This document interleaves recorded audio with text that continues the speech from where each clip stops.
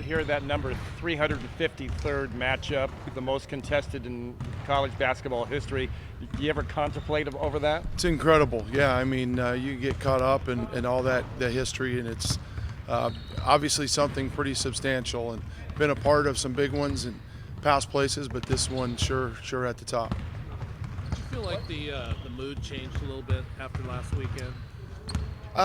Yeah, I mean, the mood always changes when you get on the road and get a big win. But, we challenged the guys, the sense of urgency went up, and they really responded. It was really a good week overall. Could have been a great one, still a good one, and that's the message heading into this week. Different too when you get a one-game week. You guys talking about focus on the two game when you've had a good one and a bad one. It's a little different this week when there's only one game to focus on. Yeah, and we haven't talked much about this, but that was 3 weeks in a row where we played the late game Thursday and an afternoon game Saturday. And, I know these guys are young and all that, but 2 of those were on the road. And, the fact that we've got a long week to prepare is good, but we also got to make sure that, some guys that are a little banged up get some rest. But certainly should help us. What's that seeing those wins over Colorado and Arizona, and then that doesn't translate in some of the games you guys have lost? Say that again, sorry. What do you see you guys have beaten Colorado, Arizona, some of the better teams. The one theme is we're not shooting the ball anywhere near where we should be, and we're changing up. We're trying to keep the guys loose, trying to get them into a groove. But the difference in the games we've won is we've had a really good focus on the defensive end. You got a couple of guys going last week, Jared and Al. Have you sensed that their confidence a little bit higher? For sure, Jared. Yeah, for sure, Jared. He was big for us in that first half against Stanford. Alfred in the second half at Cal. I think all 14 of his points came in that half. The teams are going to try to take away our 1-2 punch, and other guys need to step up. And it was good to see those guys get it going. And now if we can get 5-6 guys consistent night in and night out on both ends, I think we'll get to where we'll feel like we're hitting our stride. You talked after that Stanford game about having a conversation with Jared. What did he really need to just kind of turn things around for him? Well, I won't go into the big detail, but he just needed, as most freshmen do, get focused on the simple things. And what we've been telling him is he's got to give us a reason, to play him if he's not making shots, and that's by being solid defensively, making good decisions offensively.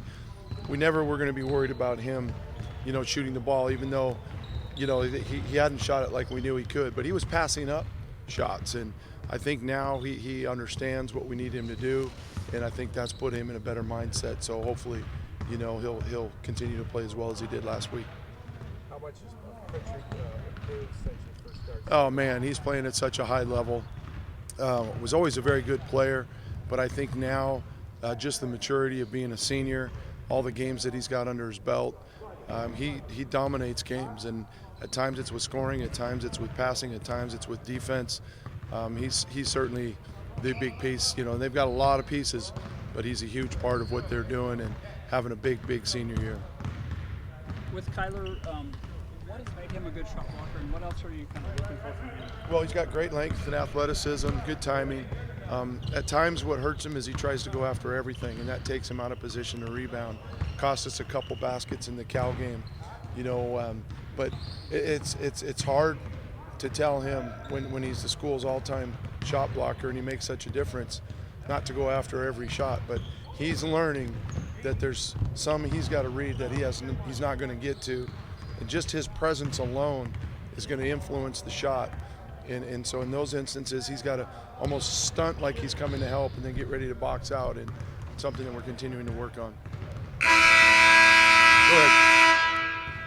Oregon, Pritchard, you've been asked about, but when they've had it going and playing well, what are their keys? Well, when he's scoring it, when Duarte's scoring it, and Richardson, they're tough on the perimeter. And then I tell you, if the shots aren't going in, they crash the glass. They really do a good job. Defensively, if you get caught up in some of their three-quarter court pressure and get loose with the ball, they really like to turn you over, and then they put you back on your heels a little bit. So we've got to handle their pressure, be aggressive at times when it's there, but then not let it bother us and keep us from getting into offense. And if we can keep them in the half court like we've been able to do, we feel like we'll be able to defend them. But man, they've got weapons all over the floor, and It's going to be a challenge for our guys defensively, not as exactly on what they're doing, but who we're guarding and who's out on the floor. And that's something that, especially when we pull some guys in from off the bench, we've got to stay, real accounted to is who we're guarding, the personnel. What's this person's strengths? How do we take advantage, and take that away, I'm sorry, and then, take advantage of maybe some of the things they can't do. You've got 5 of your last 8